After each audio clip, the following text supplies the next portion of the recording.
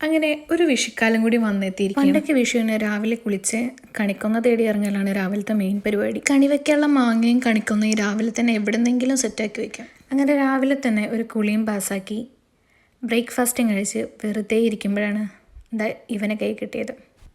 നാട്ടുമ്പുറങ്ങളിലൊക്കെ സുലഭമായിട്ട് കിട്ടുന്ന ഒരു തരം മാങ്ങയാണിത്. ഈ മാങ്ങയ്ക്ക് ഞങ്ങൾ നാട്ടിൽ വിളിക്കുന്ന പേര് ഉരുണിമാങ്ങ എന്നാണ്.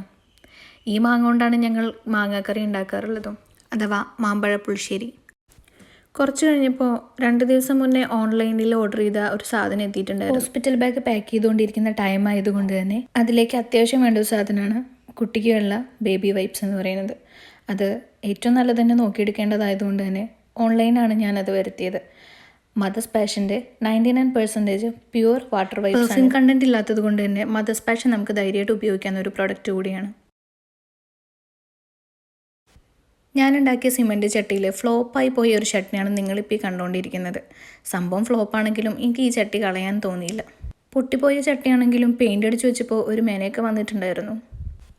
സംഭവം പെട്ടെന്ന് കഴിയുമെന്ന് വിചാരിച്ച് ചെയ്യാനിരുന്ന ഒരു പരിപാടിയായിരുന്നു അത്. പക്ഷെ കഴിഞ്ഞപ്പോൾ തന്നെ ഉച്ചയാവാറായിരുന്നു. അത് കഴിഞ്ഞ് ഫുഡ് കഴിക്കാൻ പോയി. ഉച്ചയ്ക്ക് വലിയ സ്പെഷ്യലൊന്നും ഉണ്ടായിരുന്നില്ല. ഒരു മുരിങ്ങക്കറിയും അച്ചാറും ബീറ്റ്റൂട്ട് തോരനും തൈരുവാനും ഉണ്ടായിരുന്നത്. കാരണം ഉച്ചയ്ക്കല്ല, രാത്രിക്കാണല്ലോ എല്ലാ പരിപാടിയും. അട ഉണ്ടാക്കും, ചക്ക വറുത്തതുണ്ടാക്കും. അപ്പം അതിൻ്റെ തിരക്കായതുകൊണ്ട് ഉച്ചയ്ക്ക് വലിയ പരിപാടിയൊന്നുമില്ല. കണി വയ്ക്കാനുള്ള കുറച്ച് ഫ്രൂട്ട്സും സാധനങ്ങളും വീട്ടിൽ എത്തിയിട്ടുണ്ടായിരുന്നു. പിന്നെ എല്ലായിടത്തും ഉള്ളതുപോലെ തന്നെ കുറച്ച് പടക്കങ്ങൾ. ഇതിച്ചിരി നൊസ്റ്റ് സാധനമാണ്, കമ്പിപ്പൂത്തിരി.